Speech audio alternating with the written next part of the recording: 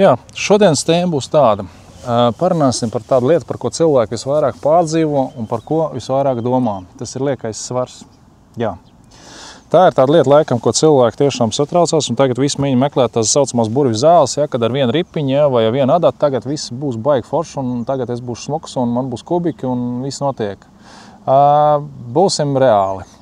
Kas veicina un kas uzlabo visu šo procesu, tā ir būtībā ēšana. Ja. Es zinu, ka tā ir tā sāpīgā tēma, ko cilvēki neviens negrib atzīt, ja, kad gribās tomēr ātri un fiksi un 2 nedēļās. Man ir bijuši dzīvē tāds stāsts, kad atnāk man cilvēks pie manis saka, viņai sieviete ir pēc 2 nedēļām kāzas, vajag nomest 20 kg. Es saku, es diemžēl neesmu ne ķirurgs, ne dievs. Tā kā teorētiski var kaut kādas lietas darīt, jā, bet būtībā ir tā, ka nav iespējams kaut kādas lietas, protams, pārkāpt fizikai pāri. Bet ko mēs varam darīt, lai to formu uzlabot un kā atbrīvoties no liekā svara, kas mums varbūt nav vajadzīgs. Tas ir, protams, atkarīgs procentuāli, cik katram viņš ir daudz. Tātad pirmais, ko mēs noteikti varam izdarīt, ir iztīrīt šlakas. Šlakas ir tādas lietas, kas mums uzkrājās zarnās un būtībā aiztur gan palielina mūsu vielmaiņu, gan palielina mūsu ķermeņa svaru. Vidēji no cilvēka var dabūt to iztīrot ārā kaut kāds 2-3 kg mierīgi. Citam pat var 5 dabūt ārā. Tas ir tāds varbūt ne tas labākais process, bet ko es varu ieteikt, ir ļoti laba lieta, kā biežu sulu var dzert, var kefīru dzert, ja, kam nav alerģijas pret kaut kādām tādām lietām, tas ļoti labi var iztīra pašu vēderu. Arī ir tā saucamā organisma attīrīšana, ka tu pāris dienas būtībā izturi bez vispār uzturu kā tādu, tikai uz šķidrumu balstoties. Bet to ir vajadzīgs pakāpeniski, un to katram cilvēka ķermenis ir individuāls. Ja? Bet būtībā tas ir viens arī no veidiem, kā var organismu ļoti labi gan iztīrīt, gan fizioloģiski, gan arī, samazināt ķermeņa svaru. Bet kā mēs varam straujāk nomest, lai mums nebūtu tik šausmīgi drastiski nekas jādara? Pirmām kārtām mums ir jāsadala ēdienu karti, tātad ikdienā vismaz 3-4 ēdienreizes, bet ļoti mazos daudzumos, vidēji plaukstas tilpumā, bet tajā visā ēdienkartē jābūt vismaz katrā ēdienreizē olbaltumvielas. Tā, lai viņas gandrīz procentuāli būtu noteikti vairāk nekā paši ogļhidrāti. Par tiem mēs noteikti zinām, esam palasījuši un tā tālāk. Tas ir viens.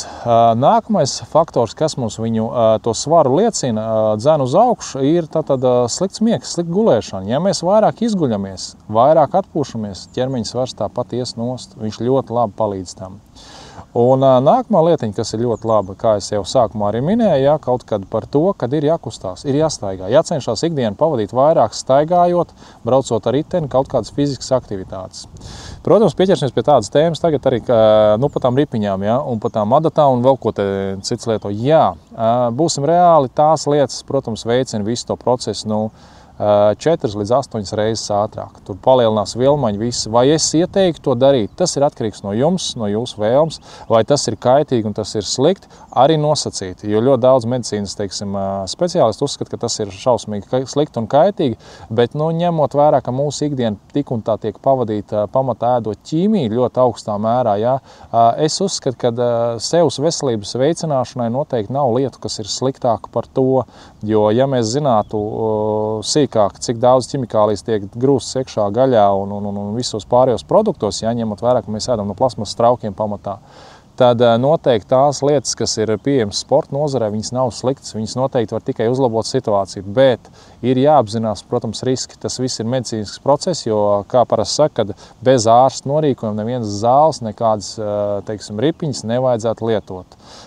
Tieši tāpat es arī rekomendētu, jo ir jāzina tomēr, ko mēs ikdienā lietojam, un tas ir tāds, tomēr ķermenis ir mūsu, un es vienmēr esmu vadījies pēc tā, kad tu vari ēst un lietot to, cik tu apzinies, ka tu nodari tam pāri. Un tāpēc ir tā, ka tu esi tāds kāds, cik tu vari. Protams, ja tu tur visu dienu sēdētu uz kaut ko ļoti specifisku, tad tur attiecīgi arī pēc tāda izskaties. Tā kā, tam arī visam ir savs faktors. Tā kā būtībā tu ikdienu sakārtot varu soli pa solim pašam. Tā kā nav, ja mēs nogriežam mazliet kalorijas, pārējām vairāk uz olbaltumvielām, ikdienu vairāk izguļamies, un cenšamies mazāk uzturēt to stresu, un ja vēl sanāk pameditēt kaut kādā brīdī, es domāju, ka svars var ļoti ātri samazināt, jo es zinu to, ka tie cilvēki, kas pie manis ir nākuši,